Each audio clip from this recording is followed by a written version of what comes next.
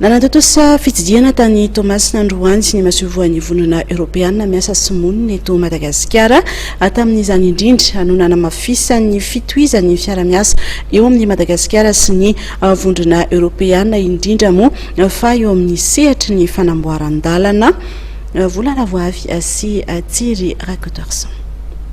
Nanamafy ny fahavononany alohan'ny fiara-miasa amin'ny fanamboaran-dalana ny vondrona Europeana amin'ny alalan'ny masovoan'ny miasa simonina eto Madagasikara Giovanni Di Girolamo nadritra ny fandalovany ity diplomaty ity tany Thomas no nanambarany izany. Omaly dia niparitaka tamin'ny tambazotra tserasera ny taratasy nilaza fa ny vondrona Europeana dia manome feim-potoana farafahakeliny enim-bolana ny ministeran'ny fanajariana amin'ny tany ny trano fonenana ary ny asa vaventy hametrahana aingana ny sata vaovao momba ny autorité routière de Madagascar ARM izay lasa autorité routière sy ny fonds d'entretien routier teo aloha izay lasa fonds routier.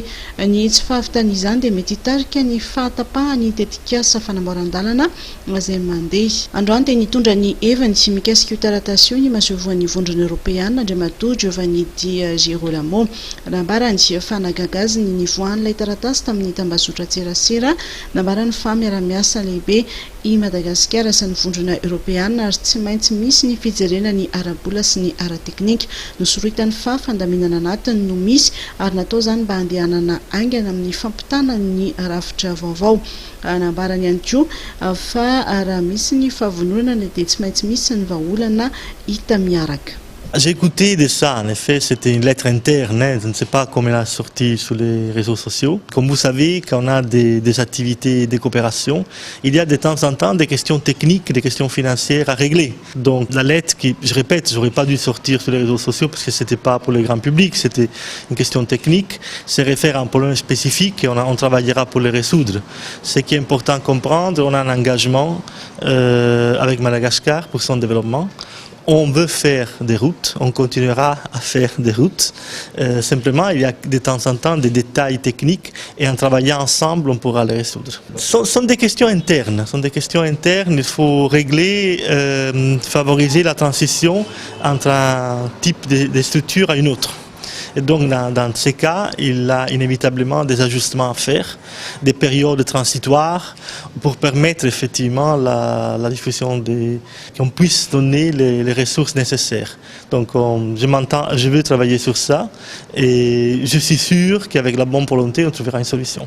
Ny masovoan'ny vondrona Europeana izay nananatanteraka fitsidiana tany Thomas Nandroany, fitsidiana izay nambarany Giovanni Di Girolamo fa natao ahafantarany misimisy kokoa ny zava-misy ao amin'ny tanàna ny Thomas izay manana anjara toerana lehibe amin'ny toekarena malagasy no sady misy tetikasa fa tsiny ny vondrona Europeana vola. Fitsidiana izay nambarany fa zava-lehibe ary mifanindran-dalana amin'ny fidirana amin'ny famolavolana fandalarana asa fiara-miasa eo amin'ny Madagascar sy ny vondrona Europeana. Les perspectives de la coopération pour l'avenir. Et ce que je veux dire, c'est important de faire ça parce qu'on s'approche d'un nouveau cycle de programmation dans le cadre de la coopération au développement entre Madagascar et l'Union européenne.